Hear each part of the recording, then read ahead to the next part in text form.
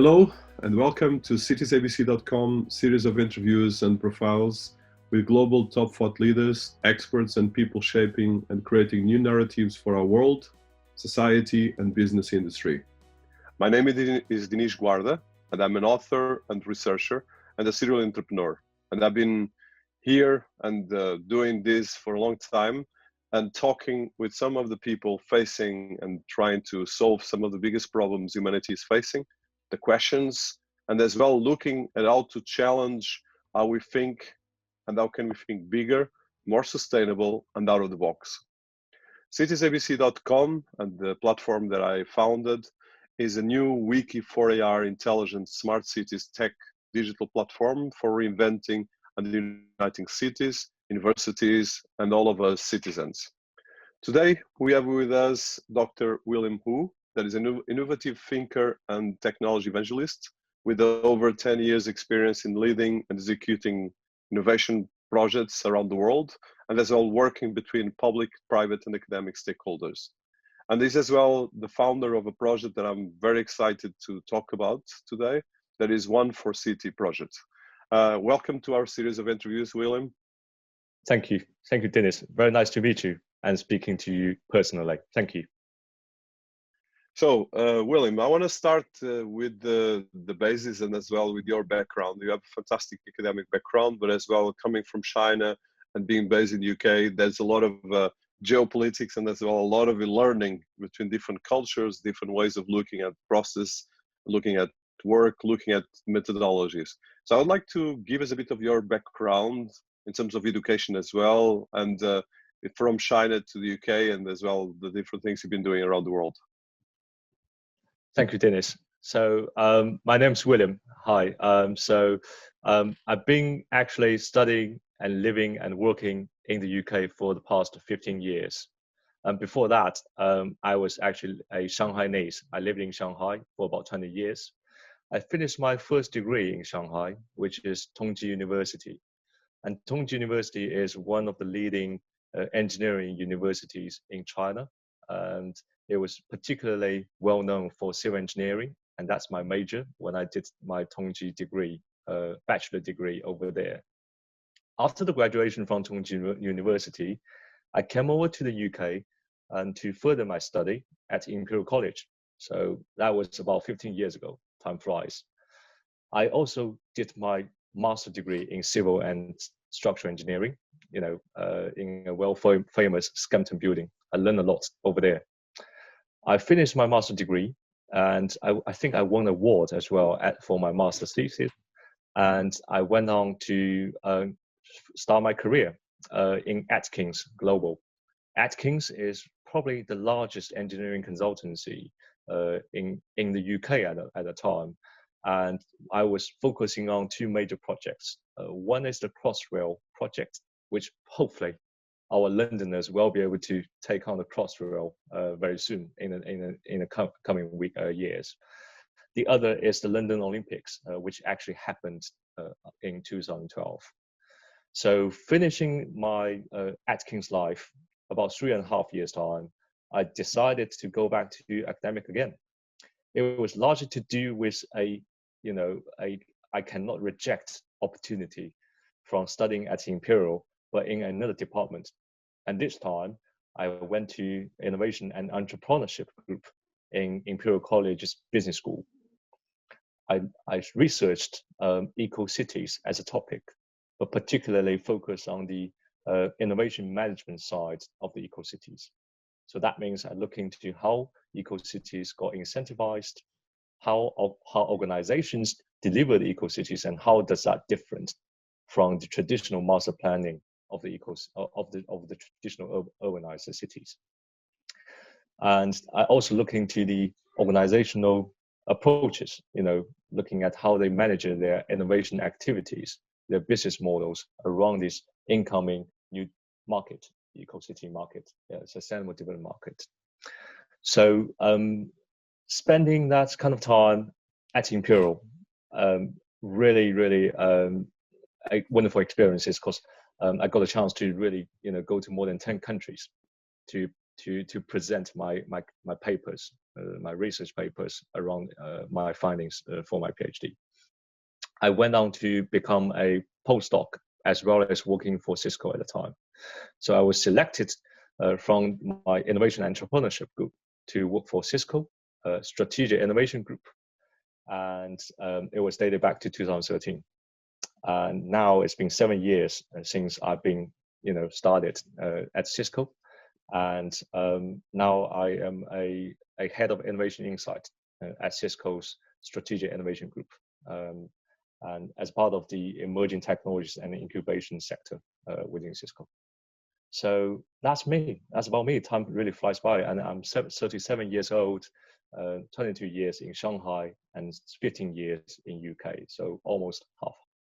That's quite impressive, and as well as interesting. We've spent probably a huge part of your life already in the UK, so you are already between two countries. So I want to touch your background and education and your PhD, because I think it's particularly interesting, especially the area of innovation and the idea of green cities or eco cities, because it's becoming really big on that area, and as well the concept of innovation related with that. I think in the last part, so we will talk as well about a bit the different things. So just a bit this part of the PhD and the purpose of your PhD and the research that you've been doing with the Imperial College, because I think it's a very important thing on that. Yeah. So actually, it was quite interesting for you, Dinis, to mention that about, at that time it's about green cities. It was about eco cities. And for the time period between 2005 and maybe roughly around until 2013 or 12, the whole world really shifted their focus about urbanization. People started to realize that more than half of the populations in the world become urbanized. And that actually is quite a bit of a milestone, especially for a lot of the new countries, for the emerging countries. And then following that, the emerging challenges really come on top of the agenda. So it's not just about urbanization; it is about the challenges associated with the urbanization. About pollutions, about increasing populations, and so very limited resources, but also increasingly elderly people. Aging generations, and countries are trying to deal with a new way of coping with the rapid urbanization, but also trying to still keep the quality of the lives in urbanized world. So ecological cities was a new concept raised at that period of time. Really the first time to putting the sustainability at the central heart of master planning. So if you are familiar with master planning, you probably know that the traditional way of doing master planning is to follow the rules. So for example, if you can get a land, you will be instructed to know that how much percentage of the land will be developed for residential areas, for example.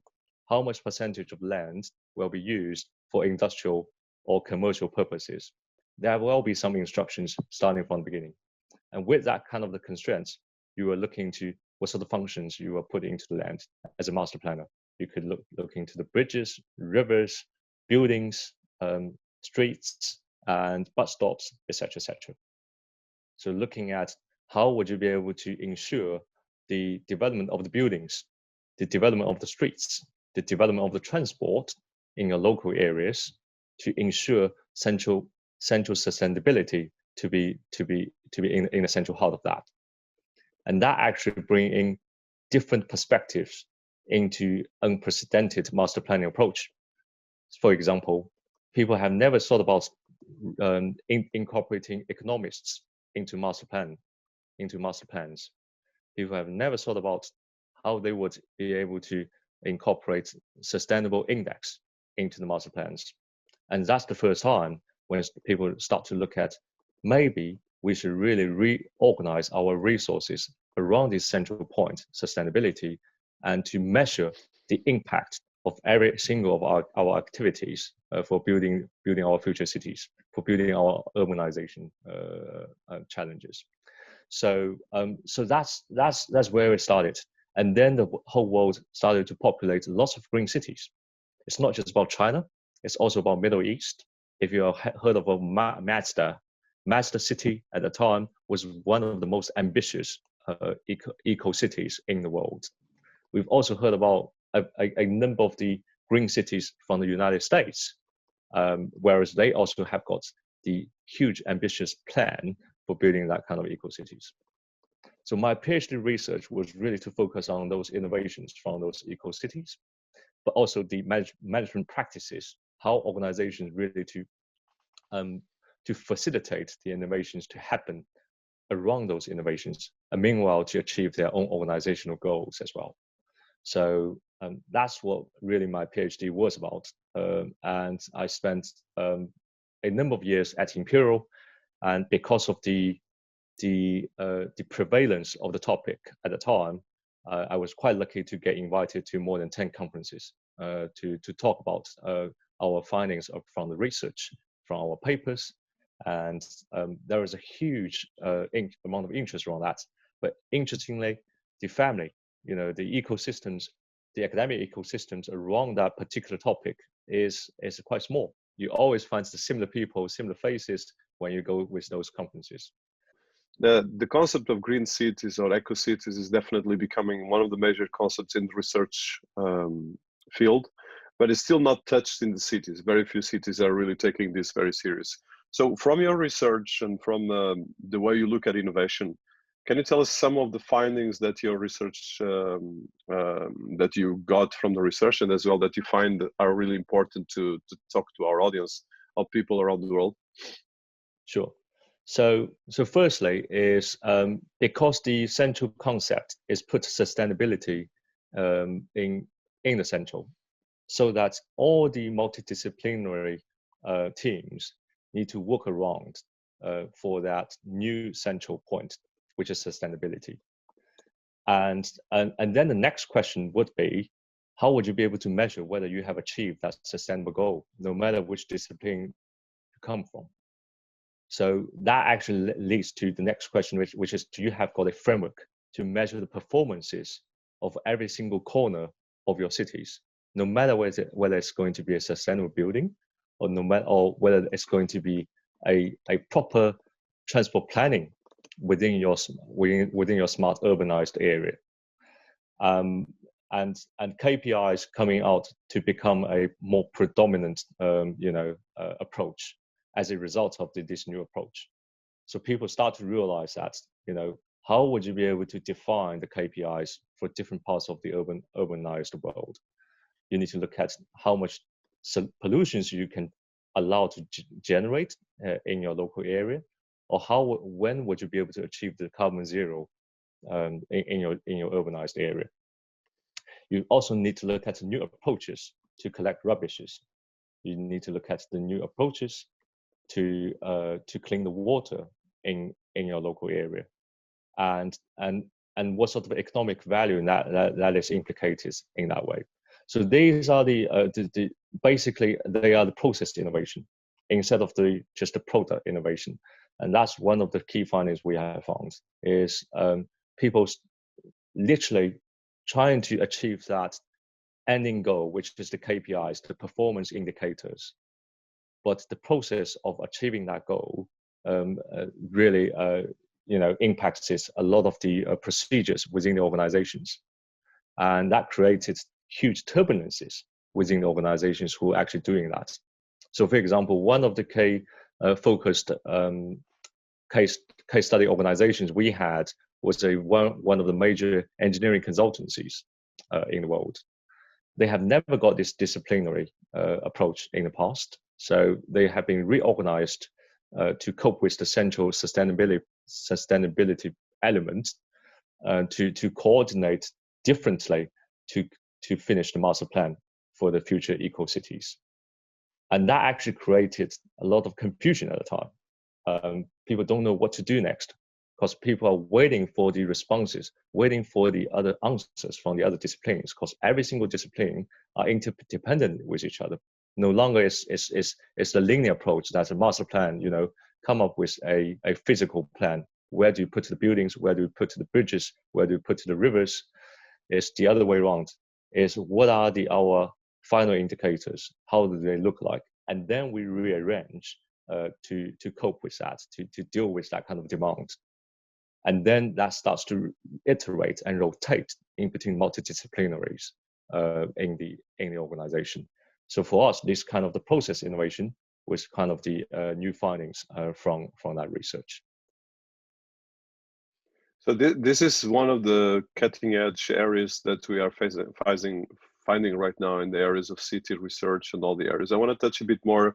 So from your experience as well, working with Imperial College, which has a huge focus, actually interviewed the Dean of the Imperial College recently. So one of the things, how do you see, and before we go into your achievements and as well some keeping a bit on this research, how do you see from this experience and as well the case studies that I'm sure that you went through, do you see like case studies that cities can use, or you see that we are very far away from this? Because that's one of the things I've always liked to look at, the theory and the practice. And I know that there's a lot of tentatives, and we're working with a couple of cities and discussing this. But I would like to understand if we see that there's already some international frames, some international context on this area, that you feel that we are in the right direction, or we are still far ahead from all of this. Yeah, so I have to say, if you look at this have to be looked at through the history of the development of the cities. In the two decades ago, so about 15 years ago, between 2005 to 2012, the whole world is predominantly by the discourse of eco-cities.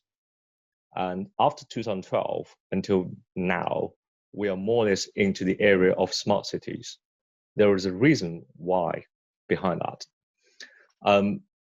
To some extent, eco-cities were not hugely successful. From my perspective, it was largely to do with the incentives behind the creation of those cities. So again, it could to do with different countries' incentives as well. So if you go with the Far East, China, the incentives could come from the above, from the government. They want to do it. Yes, the government wants to do it, based on a lot of the evidences that, this could this could improve people's lives, living qualities. But on the other hand, the way how they organize themselves together is from a top-down approach, a hierarchical top-down approach, to enforce the sustainability incorporated into the master planning practices, is the way how they see it. However, to some extent, that could not be completely aligned with the economic incentives, because people are trying to keep up with the KPI requirements, but not necessarily there is a deep thinking behind the business model for them. If people cannot see that as a sustainable business model, no matter how you can take up the first phase, you would not be able to sustain at the later phases. We all know that urbanization wouldn't happen within 1 year or two. It's an ongoing process. It could be lasting for decades. So from my perspective, that's one of the weak points for sustainable cities, for eco-cities as a concept, if you're using sustainability as the single parameter, as the focal point. Similarly, in Master City, if you look at the case study of Master City, they were not hugely successful as well.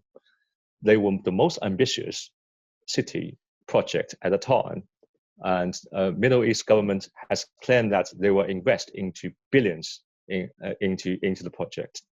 This whole city will be equipped with lots of the fancy and emerging technologies. However, not all of these technologies have been considered very thoroughly. They were not grounded. They haven't really got the human-centered approach. So it's more or less a sudden a technology piece, overarching everything, and to achieve a blueprint for the city. So they are not grounded enough. Once again, the incentives for the local residents, for the citizens to get involved into building their own future has not really been realized in that part of the world. So that's why sustainable cities, eco-cities are still a part of our life at the moment, but they are not the only mainstream. Currently, when we talk about smart cities, when we talk about future cities in the world, we are talking about incorporating future technologies with a lot of the objectives. Sustainability is one of them. I'm talking about especially about environmental friendly as one of them. You would also need to look at the other aspects about social impacts, about economic impacts, about political impacts. These are the necessary elements which have to be incorporated into the whole master plan of the urbanized area. So sustainability will be one of them, not all of them. Now, and this is a very, very important part. And I think, like you said, there's a huge right now. First of all, there's a huge confusion still because even smart cities, we still don't have like any benchmark international. So from a researcher perspective, just to wrap up this phase, and then I want to go to your projects.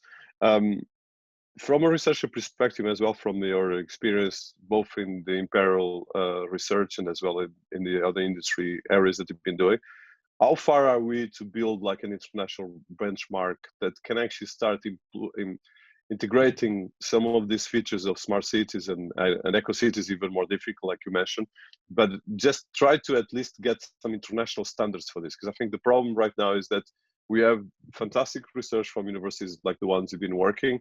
We have fantastic, even international from United Nations and from even the Chinese government and as well other governments in Europe in particular, a lot of frames or at least a lot of ideas, but then most of the cities are struggling to just get the basic stuff. And of course, COVID-19 is coming in the middle right now and creating another lot of other challenges. So what's your views on this, and what's more or less your opinion on these areas?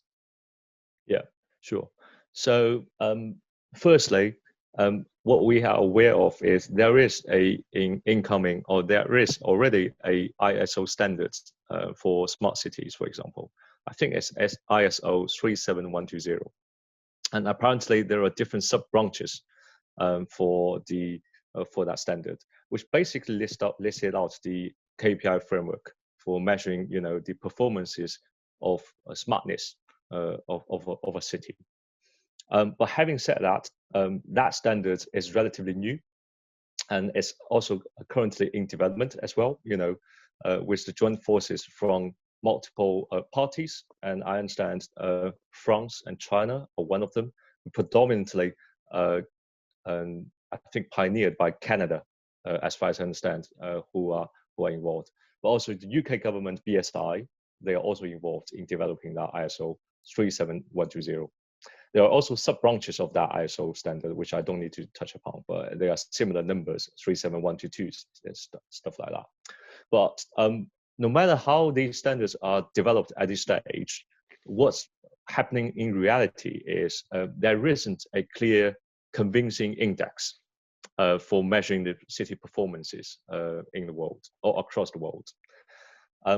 That's to some extent is actually implicating how complex the city performances are, and also how difficult could you actually extract the data from measuring those performances. And we have seen some of the initial work like citiesabc, and also some of the other parallel works trying to rank different cities in a way that, to look at their different perspectives.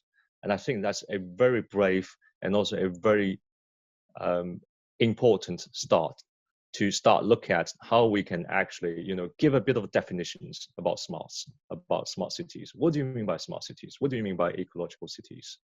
And to give some benchmark in between cities, just like what we have already done with buildings.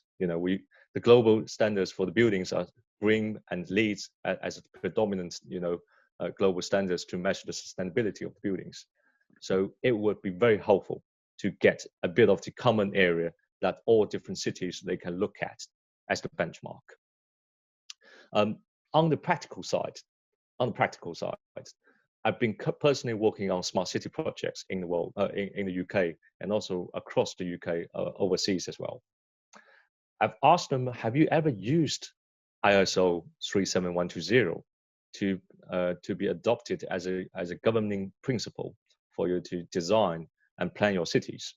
The answer is not yet. I think to some extent they have, expressed that, every single city is different. So you wouldn't be able to use a single framework to really overlay everything that they are doing, because they know what they want to do, because they know local challenges. They want to leverage technologies, leverage different design principles to achieve what they want to achieve. On the other side is this market is still relatively new.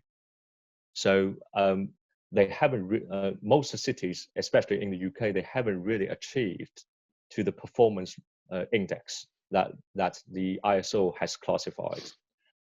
They are more or less at the trial and early stage of the demonstrations, and then the next step is really to expand that across a more wider audiences, a more wider end users base.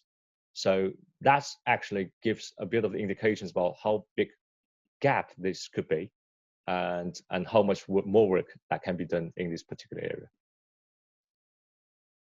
Yeah, this is a very big thing, and I think going forward, this is going to be one of the biggest actually requirements for the humanity, because if you get this right, you can actually improve a lot of standards and a lot of different things. So this brings us to the project One4City, which is a fantastic project from all means. So can you tell us what is the One4City for someone that never heard about it, and your vision, because it's partly to build that vision? Yeah, One4City really comes out of a portfolio of the smart city projects I've been working on across the UK and also many in China. So I do notice the differences in terms of the approaches to design and build the smart city initiatives in these two major countries in the world. What I found is that there are still gaps in terms of what we can do about facilitating the actual deployment of the smart solutions in a city context. For example, the Chinese government and the Chinese local private sectors, they want to build the future generations of smart cities as well as smart towns. They've got huge ambition. They just want to achieve a lot of things in a very limited time frame. What they have got is they know the existing business model that can work. So for example, a local developer, they know that they can sell residential pieces, but they are not satisfied enough with that. They want to achieve more. They want to build future towns, build future smart towns. So that would include not only residential buildings, but also hospitals, schools, town centers, and the transport systems in that as well. They understand that the future is about putting these different elements together, creating a good quality of living standard for their local citizens, but also trying to leverage the emerging technologies to create unique experiences for those residents. And that would help them to position themselves more competitive in front of the other similar developers, for example. So lots of the smart technologies that have been widely used in the current Chinese market are the automated detection of the car panels. It can recognize what is your vehicle number, and once you got recognized, you can be automatically allowed into the car park.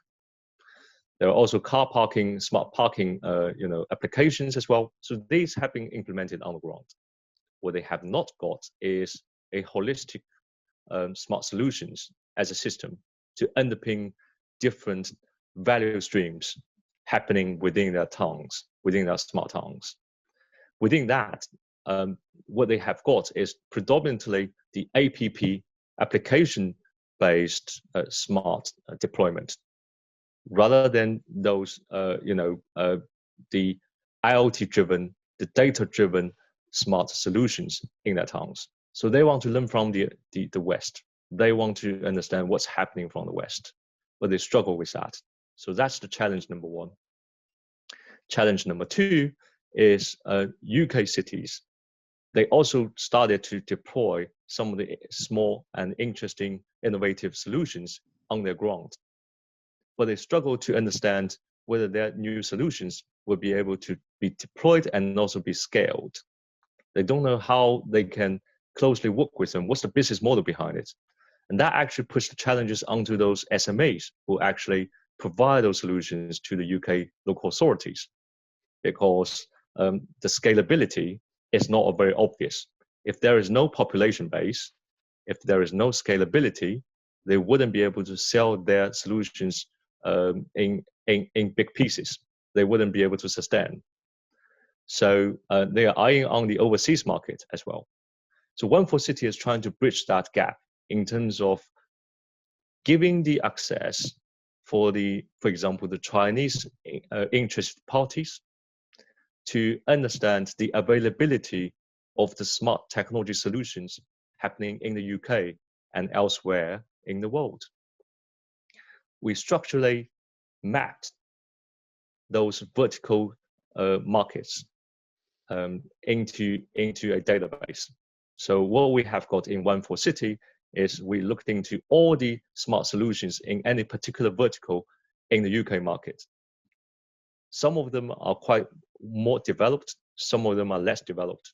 We look into different indexes of these smart solutions, and we put them into the database, but we show them into a very simple and straightforward way on the website to tell the overseas developers, to tell the overseas clients that these are the available smart technology solutions which can bring XYZ benefits to your smart town development.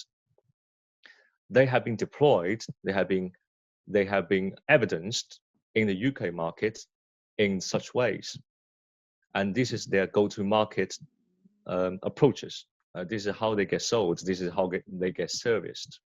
We hope that we could bring a structured way for the overseas market to understand how the UK technology solutions work. And that actually bridges the knowledge gap, but also potentially, hopefully, that would bring more interest from the overseas market to invest in the UK technology solutions market underneath the smart city framework. So that's where really is where these initiatives come from for One4City. And you can tell from our website is we've collected lots of the information and categorized them into different solution verticals. And we hope that this could be a one-stop solution shop for smart city solutions in the world. And people don't need to look elsewhere. They just need to look into the website, look into our database saying, hey, I want to look for a remote monitoring solution for my parents who are 65 years old staying at home. Which other solutions can I look at, and how can I be deployed in my neighborhood? If I've got that question, they can just tap into One4City project and easily find that solution, and we will find the actual tangible solutions for them, and they will be structured, recorded in our database. So that's One4City as a simple concept. So that's very ambitious, and I think it's really necessary. So from your experience working between China and Europe and as well the rest of the world, I think China at the moment is definitely leading innovation, especially when it comes to cities, probably a bit with the US and Europe, but China definitely is going a bit further. Now there's the CNB initiative from the Chinese government. Like you mentioned, there's a lot of things happening on that area. So what would be things that you think that China is doing right now that the rest of the world should copy? And how can we look at these different things in a kind of an holistic way? Because that's a very important thing, and I'm sure that's part of what you try to do One4City. Yeah, so one of the key elements for fostering these or sustaining these innovations is business model. Once again, it's a business model, business incentive. But that have to be related to how the market is structured. From my perspective, the fragmentation of the market really provides, become a huge impact factor to enable the speedy adoptions of the new technologies and new innovations. So, for example, again, the model is quite different in China. The government is quite responsible in China, quite responsible for investing in mega infrastructure in China, and that's quite helpful because if you've got that digital infrastructure as a foundation now in place, your applications rely on these digital foundations, such as connectivities, cybersecurities, interoperabilities, data centers, data exchange, that sort of stuff could be, you could easily to build on top of those foundations and start to really look at the applications layer directly engaging with to B or to C end users. And your business model around applications could be designed and also played using the market mechanism. And because of this kind of foundation have already started to exist or have already started to be invested by Chinese government and all the local authorities, the speed of the development in the Chinese market is much quicker compared to the westernized world.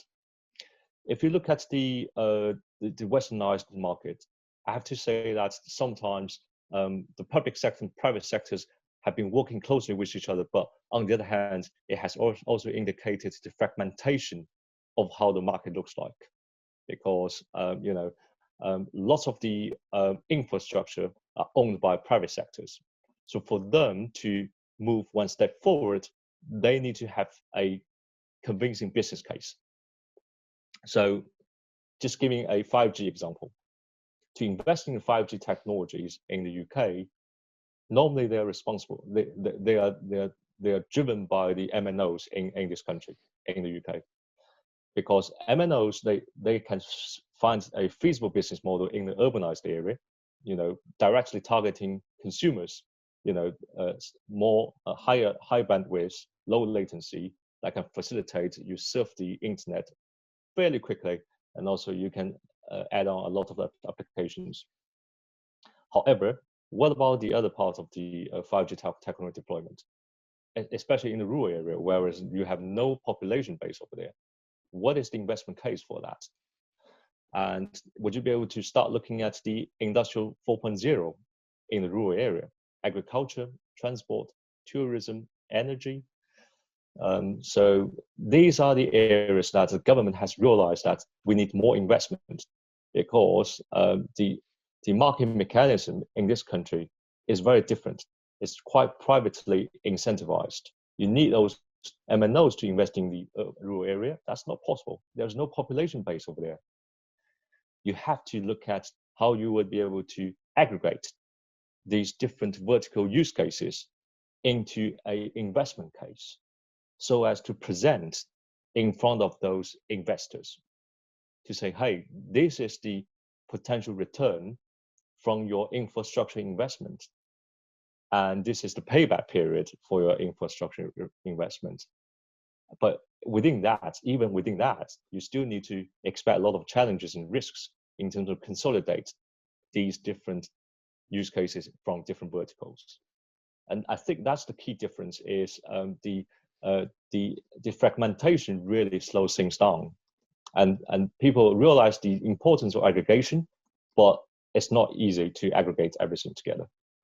So I think it will be delivered in between private and public sector, but particularly we need to get some leadership to do that, to pioneer that, and so as to compete with the other parts of the world, whereas the fragmentation is slightly less, but the foundation has been layered from the beginning to foster innovation and technology adoption.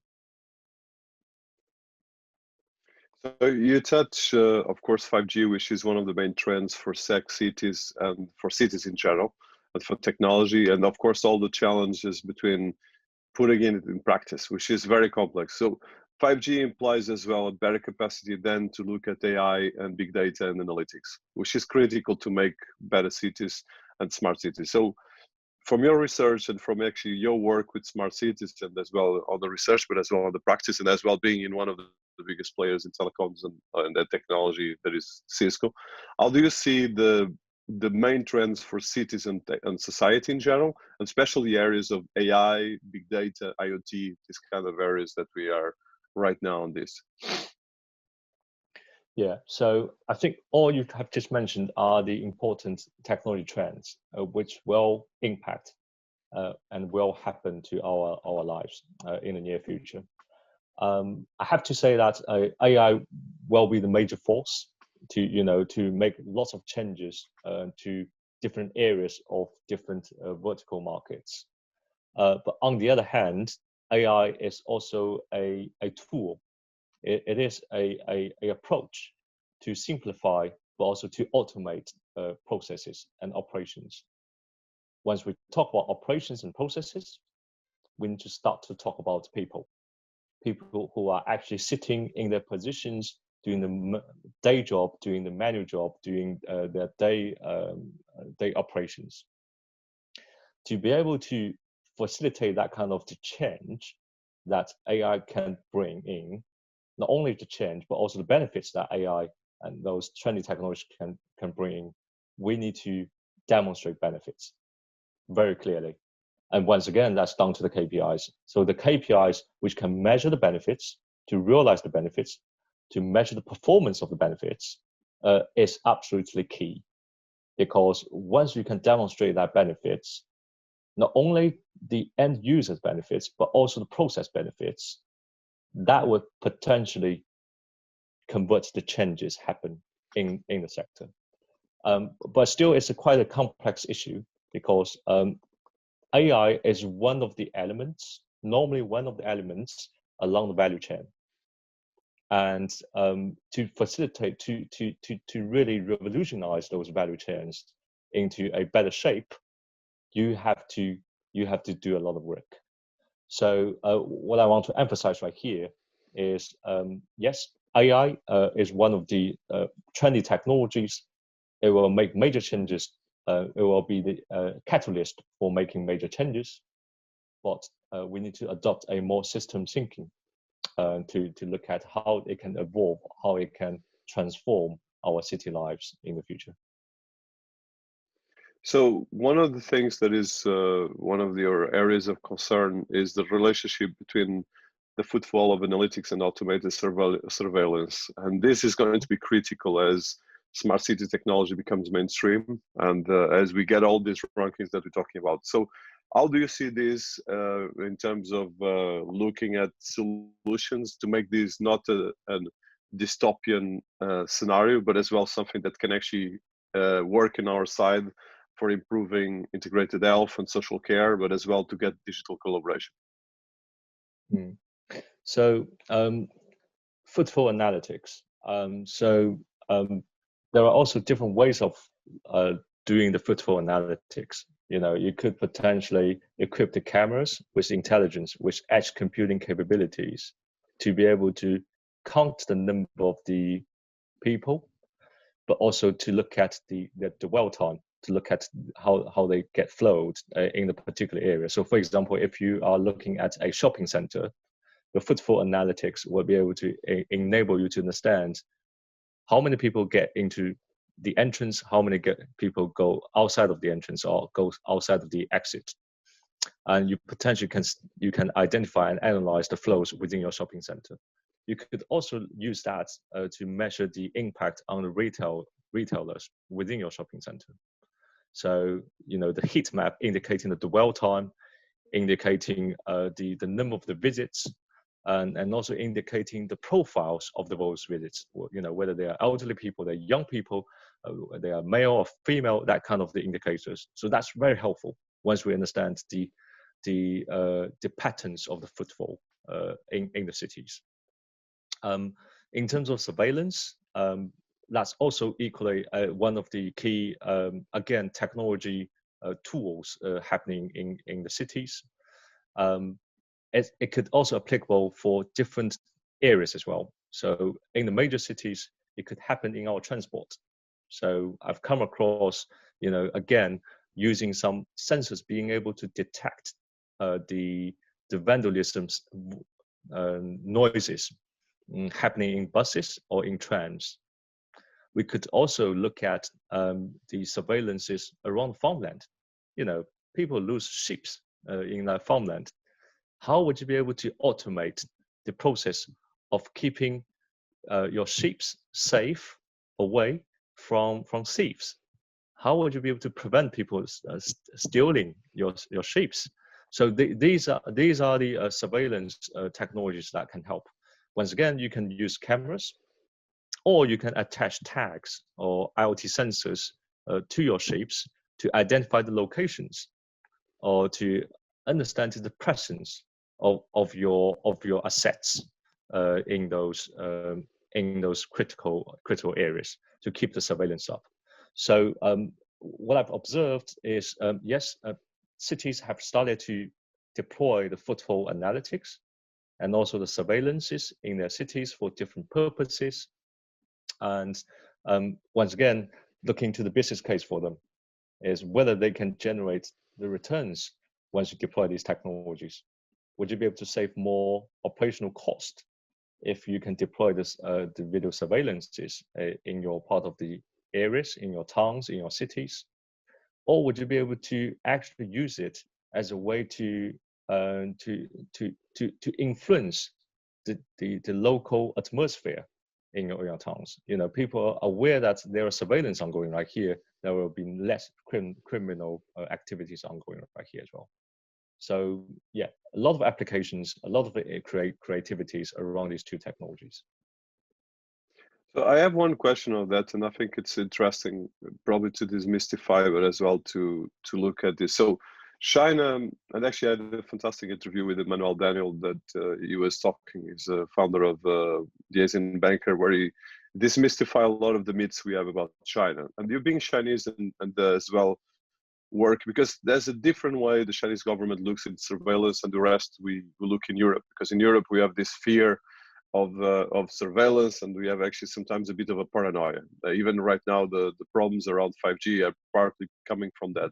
So what would be probably your insights on that level to look at surveillance in a more constructive way, but as well in the cultural or geopolitical way, because now we have so much issues in the way we're looking, especially with data, and especially COVID-19 with the tracking apps and things like that. So what's your call on that? Because this is critical for cities, and increasingly it's going to be the next element. Because for instance, if you look at South Korea, this creates a lot of issues.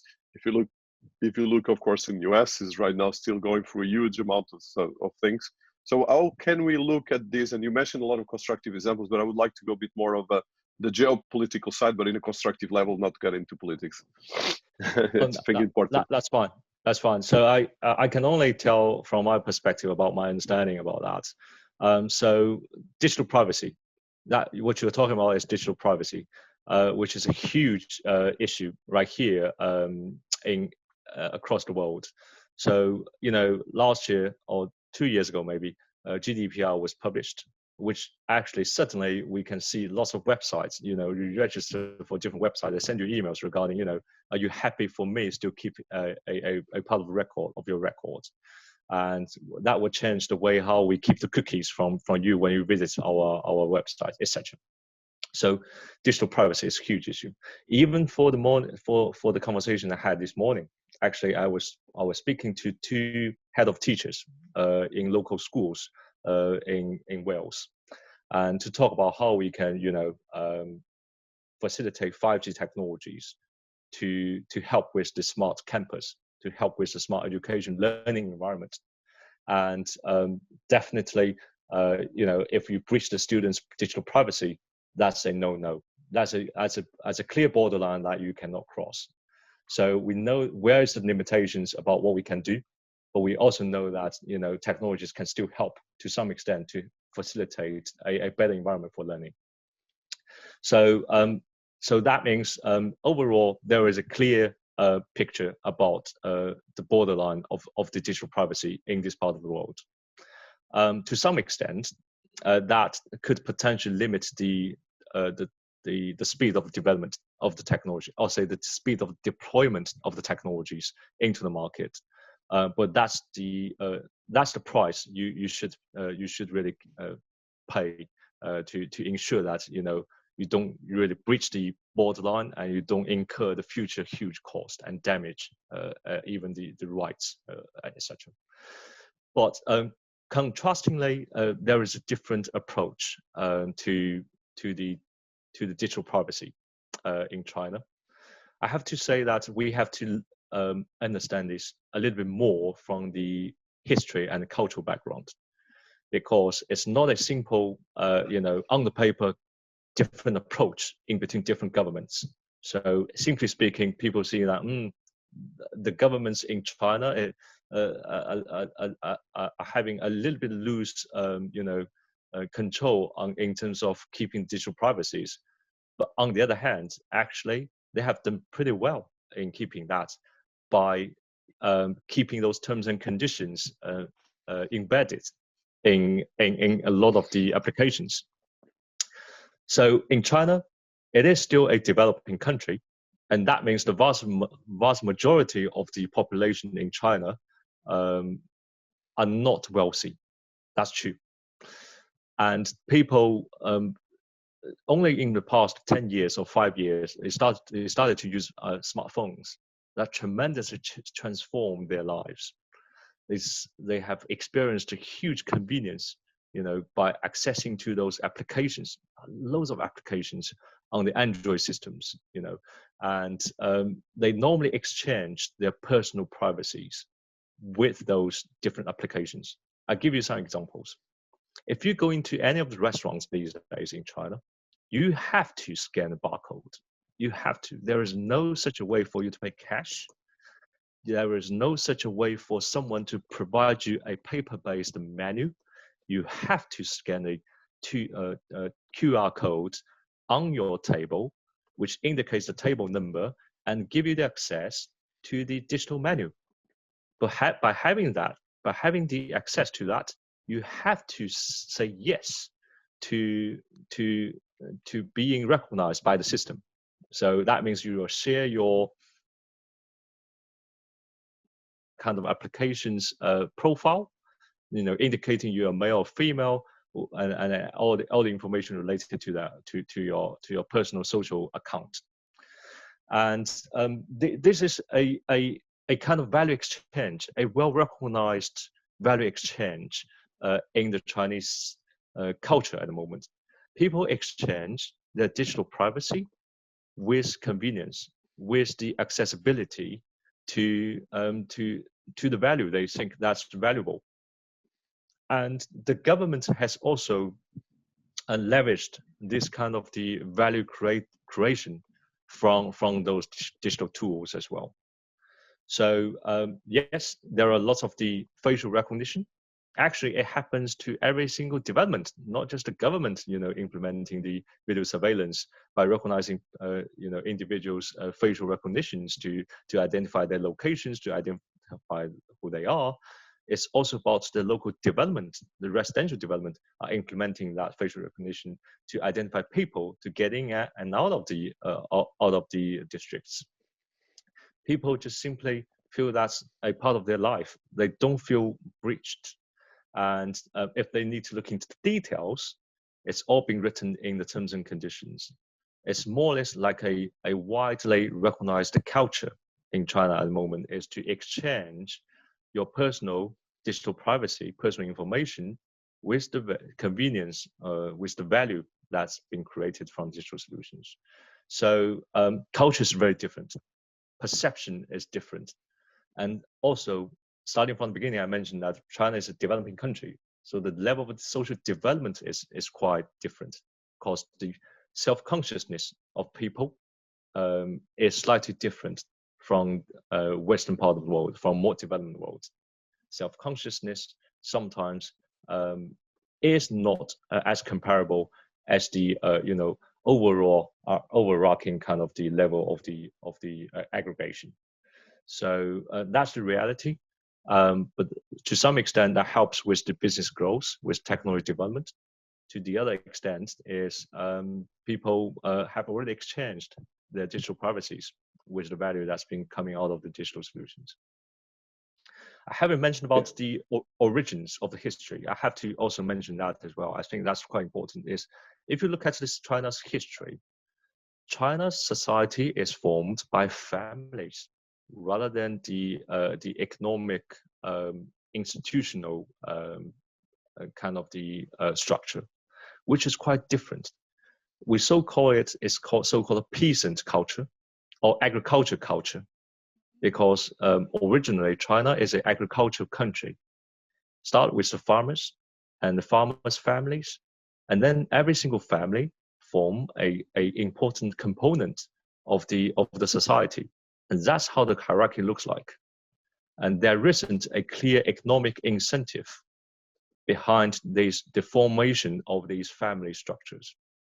At that point of time, it was emperor, and then down to the families. Whereas in the western part of the world, starting from early on, they have already formed the hierarchy of the economic lives. People realize that you exchange your value with value, and that's the economic incentives. So it's slightly different in terms of the perceptions and long-term histories. And I think to some extent we need to appreciate, the cultural differences. As I mentioned, also the market differences. So one is more fragmented market, the other is more unified market. So culture difference, market difference. Yeah, and this is critical. And so we're passing 1 hour, so I want to still touch 2 or 3 other questions that I think are important in this context. And I think although it's a big interview, but I think it's very good insights. And I think there was some issues with the internet, but now it's much better going forward. So what I'd like to touch right now in the last part of the interview. So from this cultural difference, but as well looking at the way we can take this forward.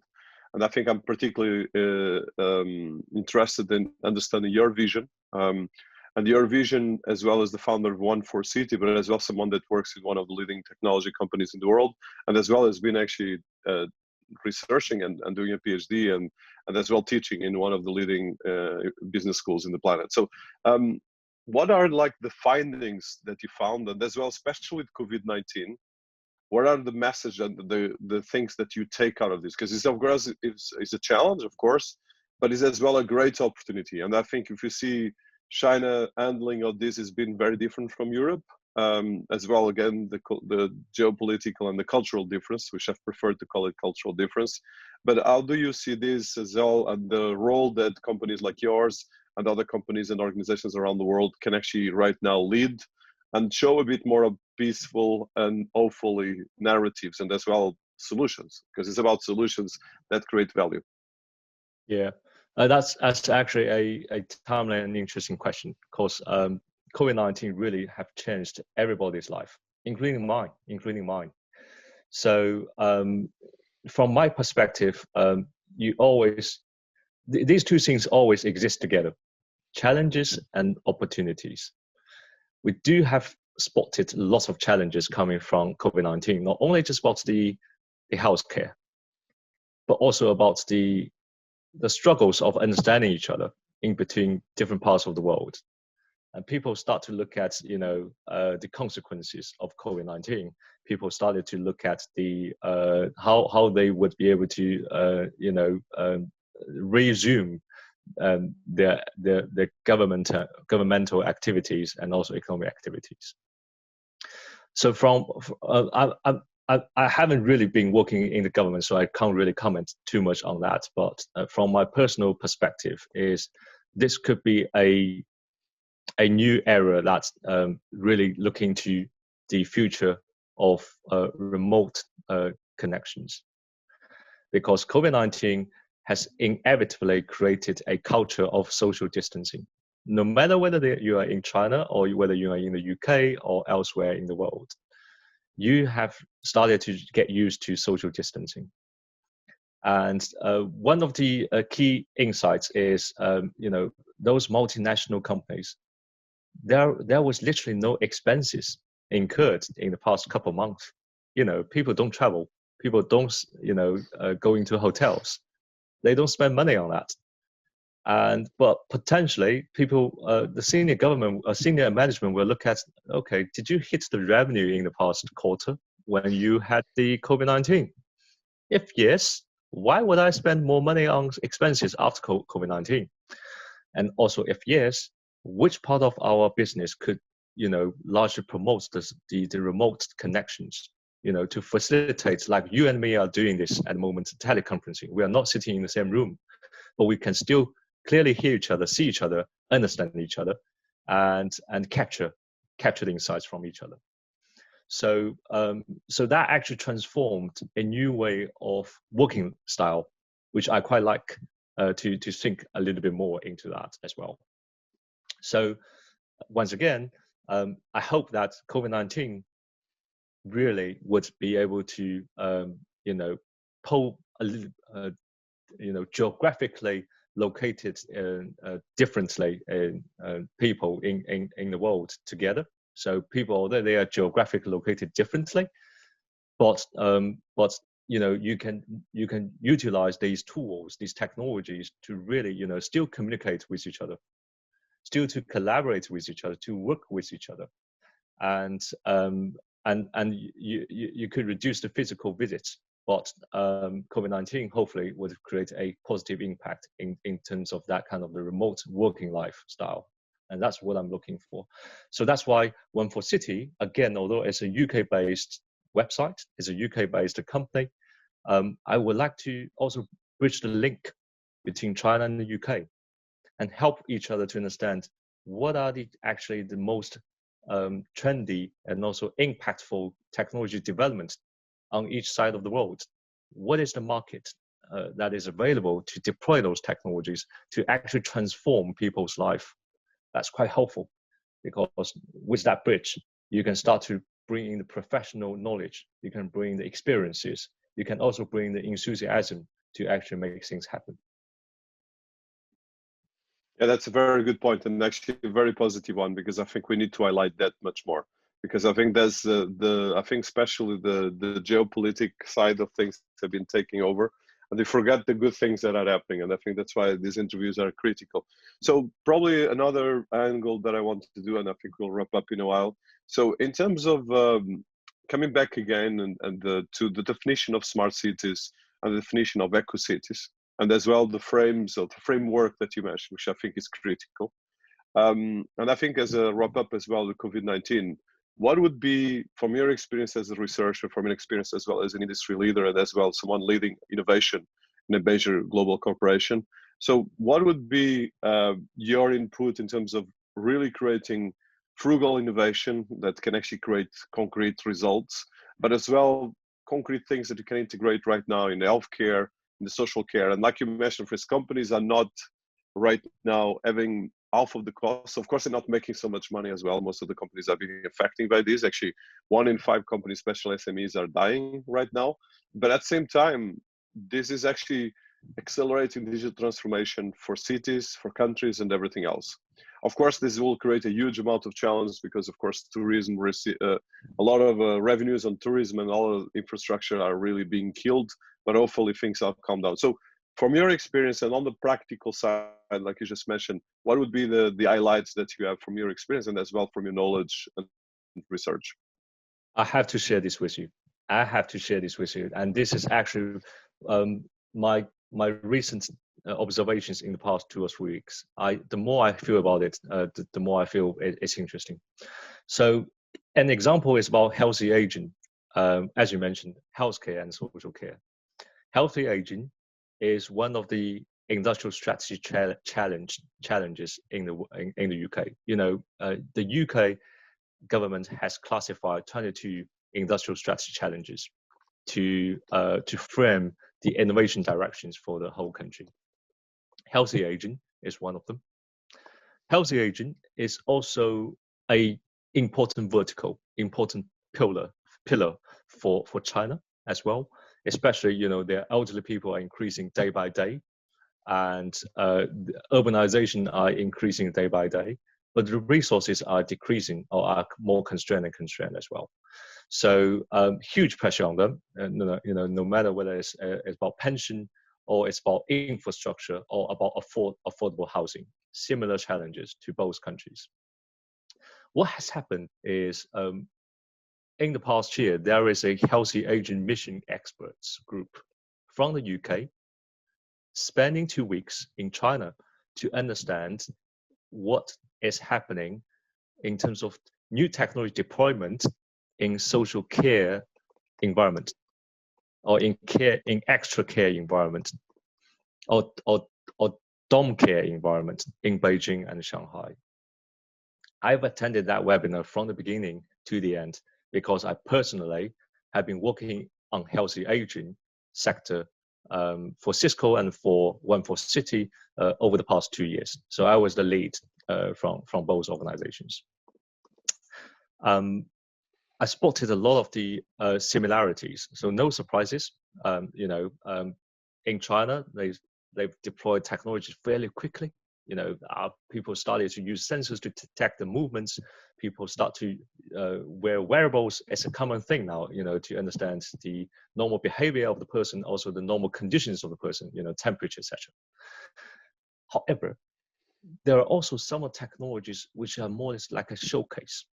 They haven't really been deployed onto the ground, because when people are asking, do these technologies really have changed your life or not?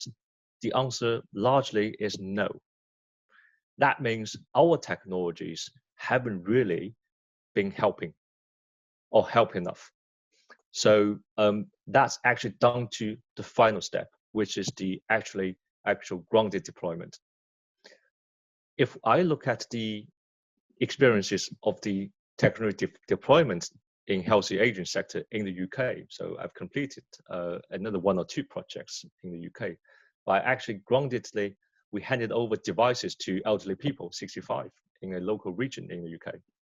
Hundreds of devices with installed applications, potentially help them to do video consultations, do the welfare checks remotely, and to help to talk to their families, and also to engage with their social care workers. These are the actually grounded activities we have already trialed in the UK market. However, we have not been hugely successful either. So the common issue is the user experience, is the user adoption. What are the design and also implementation in your whole technology system would be able to help people on the ground to achieve what they can do? And that's the key question. So my takeaway is we need to start with small. We need to start with something, not a huge, holistic, innovative technological system. It has to go with step by step. We need to design a program. We know that the system we are designing for the technologies at the moment would be able to create a huge impact. It could be a connected infrastructure incorporating social care and healthcare services as well as public services. But that's 5 years later. That's long-term future. What we need to do is need to down to a single element. What about just a user-friendly panel, a tablet, only particularly designed for elderly people? Everybody can use it, no matter whether you've got learning disabilities or you've got dementia. You can simply push a few buttons and your system could automatically link to the services that you need. And that could also be interlinked with the wearables as well. The market is just over there. The market is waiting, but the technologies are not a huge fit and not a completely fit. And I think this is a single small, a very close to ground, the adoptable technology is missing in the market. And every single technology developer needs to look into that bit before they go to the market. And that's inevitable. That's inevitable. So let's all learn from that. Let's start from something small rather than giving away a huge system and saying, hey, you go and deploy it. Let's start with something small, something deployable, something which can literally make an impact tomorrow. And step by step, your system will be a part of that big picture. So that's my personal takeaway and what I've learned in the past 2 or 3 weeks, hopefully. No, that's fantastic, and I think that's a great way to wrap up. And I think there's a lot of insights in the interview, and a lot of great things. We're going to take notes. So just as a last moment, the last wrap up. So where people can find information about you, about the One4City, and about the work that you're trying to do, because I think that's very important, and it's a platform very ambitious that actually I think everyone will love and welcome. And actually, we are very fun and as well very excited about it. Thank you, Dinis. So people can find me on one4city.com website. So otherwise, I've also got an email, which is william.wu@one4city.com. But yeah, feel free to have a look at the website. We do have got a form so-called Contact Us, and as long as you're filling, a few details, you can easily reach me, and we can have a chat anytime. So I'm a quite outgoing and flexible person.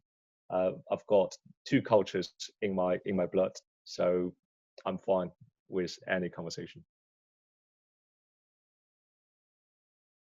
So, William, a pleasure to have you here. Thank you so much for your time and for the great insights, both on innovation, eco-cities, smart cities, One4City. We're going to put information about your company, and we're going as well to put some of the contacts where people can find you, and they can find information about this. And this will be, of course, at citiesabc.com, in our podcast, in iTunes, Spotify, and a lot of other places, and as well, of course, in our major websites.